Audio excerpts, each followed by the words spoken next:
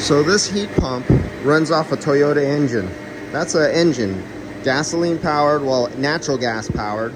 So this is run by the natural gas line right that you see coming down right there. And that's running this engine. And the engine's running two small compressors. Now these are like compressors you would see in a bus. I've only seen these at the AHR show. Foreign countries, farmland, stuff like that. I could see the heater. Do you see right there, the orange thing? That's a heater.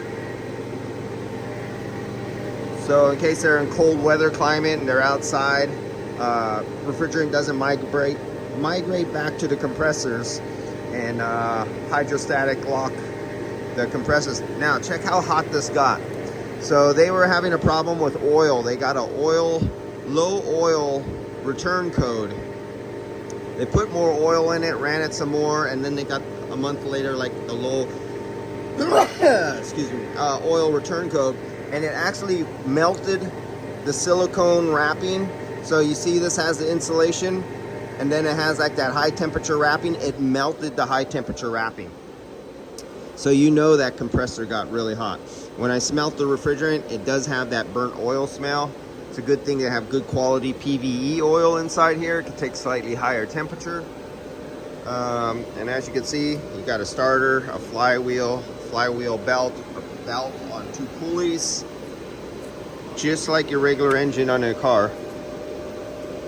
Your radiator system, cooling system,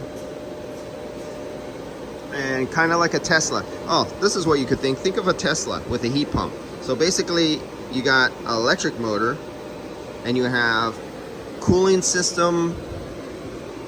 This is like what you see on a Chrysler, on a Hellcat or something like that, where you're pumping the coolant through a heat exchanger to get cooled by the refrigerant on the air conditioning system. The air conditioning will chill a plate heat exchanger, and then they pump it through here to the intercooler, to the plate heat exchanger under the intake manifold of the supercharger.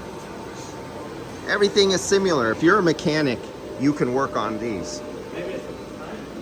And you guys, now isn't this easier? If you had to change out this coil, is faster, even though it's so big, than if you're on a Mercedes-Benz or a BMW where it's 20 hours of labor to bending under a dash, taking a dash off, 500 wires, a bunch of vacuum tubes, and old dash that's breaking on you. On this, you just take this apart, pop the coil, braze it out, throw it in. This is a better job, easier, better pay, more profit than automotive. Guys in automotive, I tell you, get out of the automotive business, go into commercial HVAC or refrigeration, and leave your automotive past behind.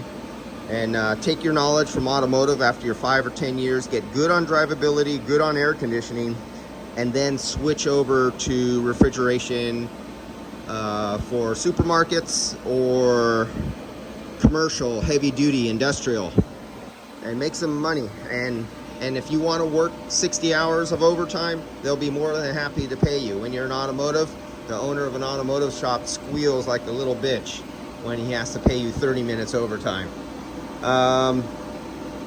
It has a catalyst on it. This is emissions controlled. It's just like a car.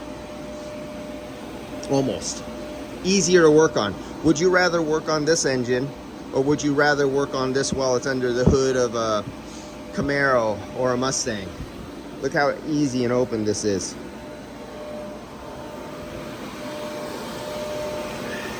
I know for you guys in automotive, this might look a little intimidating, but wait until you see the new Audis and the new Tesla and all the refrigeration pipes on all the new heat pumps on cars. It's even more compact and screwed up. This one's easy. Yeah, I already weighed them. Oh, I'm doing recovery. So I have one recovery machine right there. But the little, this guy, what did he do? He got too much. He went off an overhead, overpressured. So the field piece died. I probably got about 4 pounds in there. And the field piece is at 442 PSI. I have the NAVAC 4-cylinder is at 300. Oh no, it's finished. It's done. It's not even warm. Navac's having no problem. It's already under a vacuum. Yeah, field piece has an issue. This is a big system. This is not your little 5-ton system residential, but this thing already overpressurized and only has like 4 or 5 pounds in it, and it got so hot. It's at 434 and it's on head trip off. So the field piece cannot do anything near what this can do. All right, I'll be back. Oh, field piece is really good for what it's meant for, and that's residential, small systems under 5 pounds. But this just has the massive cooling capacity and those huge fans.